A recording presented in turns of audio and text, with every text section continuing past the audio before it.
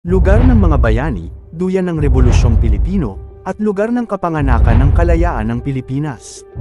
Marahil ay pamilyar na ang karamihan sa inyo sa lugar na ito. Ngunit, maraming kwento pa ang pwede nating ungkatin tungkol sa probinsyang ito.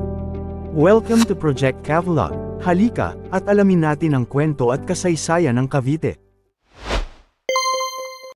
Ang Cavite ay isang lalawigan ng Pilipinas na matatagpuan 30 kilometro sa timog ng Maynila. Nagmula ang pangalang Cavite sa salitang kawit na pinaikling kalawit.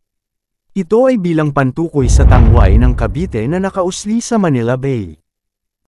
Ang Cavite ay isa ng mahalagang lugar para sa mga dayuhang mangangalakal bago pa dumating ang mga Kastila. Noong 1571, dumating ang mga mananakop na Kastila at inilunsad ang pagtatayo ng port area sa nasabing lugar na tinawag na Puerto de Cavite.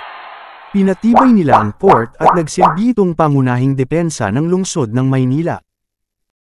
Dito din ginagawa karamihan ng mga barkong panglayag o mga galleon noong panahon ng pananakop. Marami din na mga Chinese ang nanirahan malapit sa puerto kagaya ng Kawit at Bacoor upang makipagkalakalan sa mga Kastila at mga residente ng lugar. Ang mga Caviteño noon ay naging bihasa din sa paggamit ng Chabacano o isang dialektong slang ng wikang Kastila dahil sa kanilang araw-araw na pakikitungo sa mga Espanyol. Nice. Sa kabila ng maunlad na kalakalan, ang ilan sa mga Caviteño noon ay nakaranas ng polo o sapilitang paggawa. Kasama sa polo noon ay ang pagputol at paghila ng kahoy mula sa mga bundok patungo sa Cavite El Puerto upang gawing galleon. Maliban sa polo, marami pang kwento ng hirap at sakripisyo ng mga Caviteño noong panahong ito ang nagbigay daan sa revolusyon. Ang kakapal na mukha nyo! Noong 1872, sumiklab ang Cavite Mutiny. Pinangunahan ng mga Pilipinong sundalo at manggagawa ng Cavite Arsenal sa pamumuno ni Sargento Fernando de Madrid ang pag-aalsa.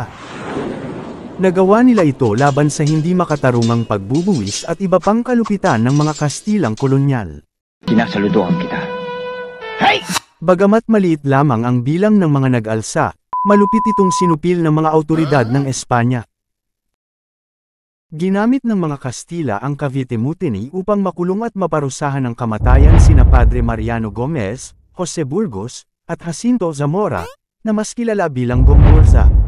Sila noon ay naging tinik sa mga Kastila dahil sa kanilang advokasya ng sekularisasyon, o ang pagpapalit sa mga prail ng mga katutubong sekular na pari sa mga simbahan. Ang kanilang pagkamatay ay nagbigay inspirasyon sa kilusang propaganda at sa pag-usbong ng damdaming nasyonalismo sa Pilipinas.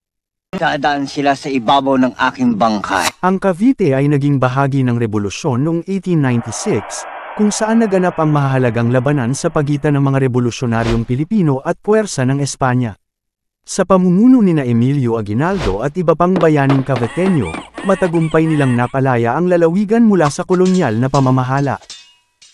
Noong ika-12 ng Hunyo taong 1898, idineklara ang kasarinlan ng Pilipinas sa Kawit, Cavite, na nagmarka ng pagtatapos ng higit 3 siglo ng pananakop ng Espanya at simula ng bagong kabanata sa kasaysayan ng Pilipinas.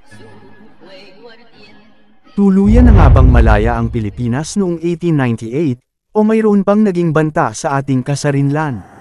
Pag-uusapan natin yan sa mga susunod na videos. Sana may natutunan kayo sa araw na ito. Huwag nating kalimutang i-like at share ang video.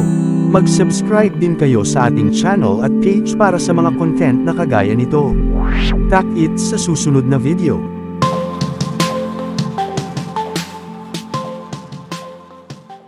Wala na, finish na.